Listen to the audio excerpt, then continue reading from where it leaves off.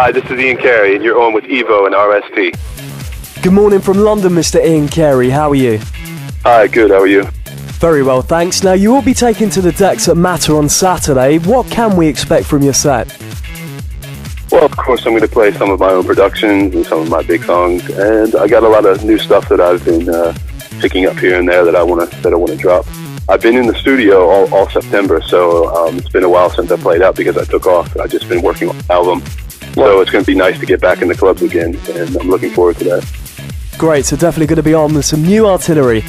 Taking it back to where it started in, you were a graffiti man, you got big on hip-hop. What made you get into house music?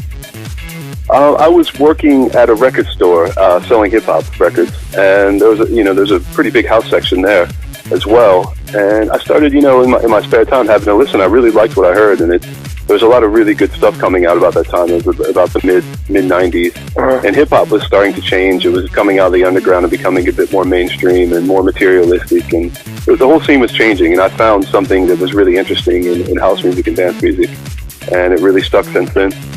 Okay, cool. Moving on from that, Rise was the big bullet for you that propelled you into the international circuit.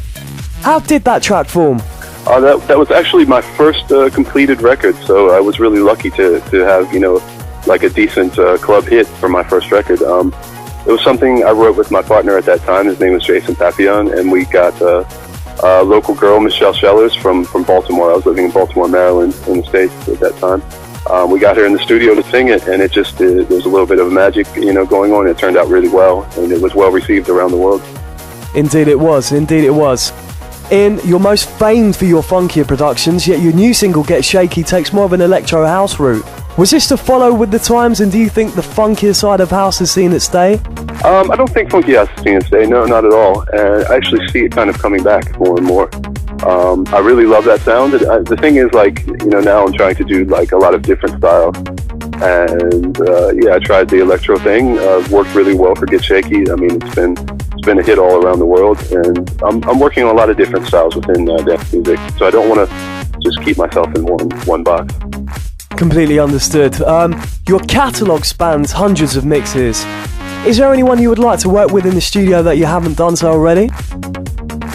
There's quite a few artists. I think one of my all-time favorite vocalists that I've wanted to remix has been Björk. I haven't had the chance to do that, but I'd really love to have a go at one of her tracks. Is that something you possibly foresee in the future? Yeah, it could be. It could be if I pursued it, yeah. Well, we look forward to hearing the end product. Keeping you in the studio, what piece of studio kit can't you live without? Mainly my Mac Pro computer. Nothing can be done without that. Okay, so any particular plugins at all? I use, a lot of people on Mac use Logic. I actually don't use Logic. I use Cubase 5. Wow, well, I must say that's a first, because most of us started with Cubase, and, as technology evolved, we all jumped onto Logic.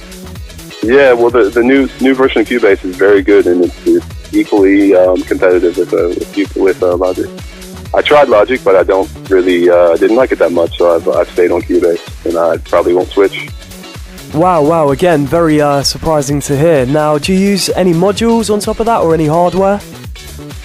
I have a Moog Sense, a little fatty that I use sometimes. That's the only piece of analog gear that I still use. Mostly in the box, in the computer, but I still do some bass lines and things with the Moog. Okay, cool. What can we expect on your record label GFB? There's a lot of new stuff I've signed. Mostly it's from unknown artists, and we'll hook them up with some bigger name remix, things like that. But it's really a platform for new artists. That's mainly what I did it for. For a lot of the demos that were coming into my box, I thought, wow, this could use some promotion. It could go somewhere, and that's what we use it for. Okay, so some big releases on the way then? Yeah, of course. Okay, look forward to hearing the new material. What can we expect from Ian Carey in the future? As I said, I'm finishing an album right now, so that's going to be coming very soon, by the end of the year. And I have a couple more follow-up singles before the album's released, so there'll be about 2 more singles in the pipeline before that's released, so I have quite a bit coming. Okay, good stuff. Away from the clubs, and of course the studio, and without a can in your hand, how does Ian Carey get down? You know what? There's not a lot of time left, to be honest. I've got a family, so I spend time with them in my spare time. And yeah, work in the studio, and when I'm not here, I'm not touring. There's not much left. You know, I try to get away for a holiday once a year. Go someplace nice, get some sun. But other than that, there's no time left. Okay, so jam-packed schedule for you, Ian. Yeah, for sure. Okay, cool. Well, it's been an absolute pleasure speaking with you, Ian, and we look forward to seeing you at Matter on Saturday. Yeah, I look forward to coming there. I can't wait.